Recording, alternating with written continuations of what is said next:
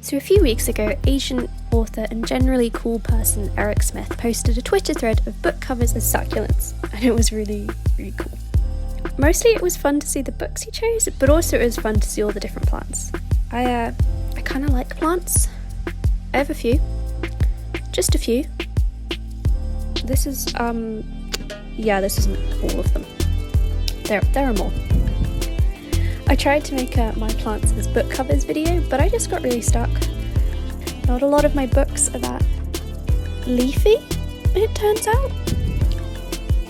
But I've gone through all the fam and what makes them, and I've matched them all up to a book.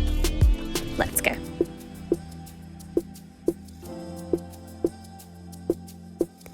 Meet Leah.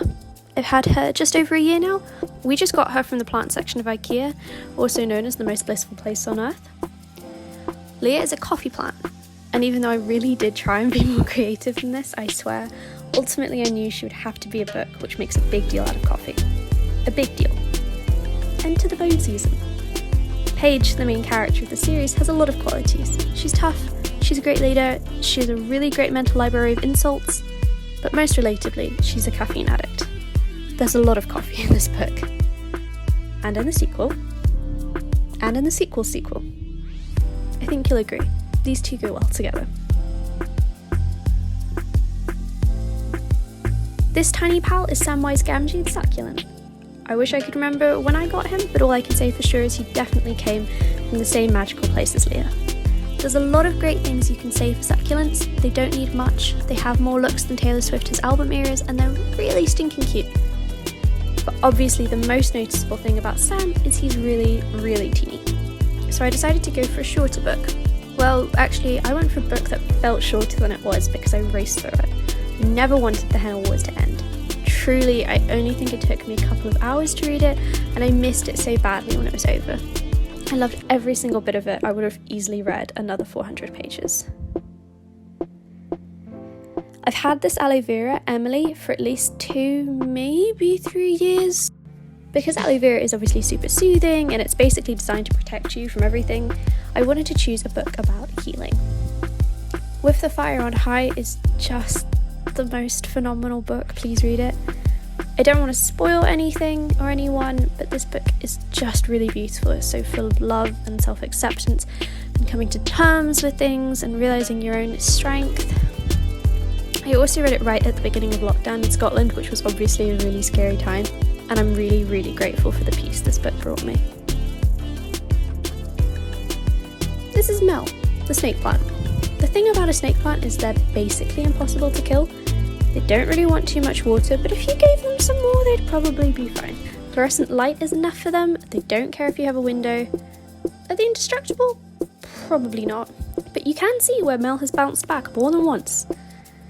This plant's best match would be a book about survivors, so it seemed pretty natural to opt for the now super famous Children of Blood and Bone. Not only is it about a whole group of people's struggle to survive, but minor spoilers here, but the book has been out a while. Zaylee is a reaper, a literal mistress over death. So, you know, pretty tough. Our ginseng is the complete opposite. It doesn't actually even have a name because when I got it, people were pretty sure I was just going to kill it. I've got the hang of it now, but I definitely love it more than it loves me. And what better for a plant that thinks the world is out to get it than a book where the world definitely is out to get it? Meddling Kids is one of the creepiest books I've read in ages. It's dark in a fun way, but still dark, and you know, literally apocalyptic. I loved it. I got Dora the Monstera for my birthday. You know, you can say a lot of things about Dora. She's very beautiful, she's very trendy, she's very green. But the thing that really, really gets us about this plant is just grows so fast. You can literally see how fast it's growing. It's all over the place. So obviously it made sense to pick a book about growth. I'm really obsessed with Not So Pure and Simple. I actually heard Lamar Giles talking about it on 88 Cups of Tea, and just from the way that he talks about it and just kind of in general, he seems like such a lovely guy. But you know, the journey that Del goes on, kind of how he learns kindness, how relatable his journey is as well. It's so good and it's so important. It's a really important book, which is a really lame thing to say, but it really is. Last but not least is this kid. So new, it doesn't even have a name. You can actually still see where I had to do a bit of plant doctoring and take off some leaves that weren't very happy. And because it's new, it made sense that it should pair up with a brand new book, a super exciting release.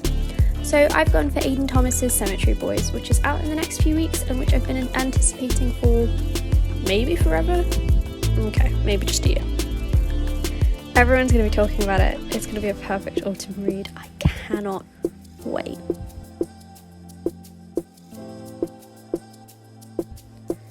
So there we have it. That's my plant family and all the books they remind me of. Thank you so much for watching this video. If you enjoyed it, don't forget to like and subscribe and maybe even leave a comment. We can have a little chat. I'll be your pal. Look after yourselves and I'll see you soon.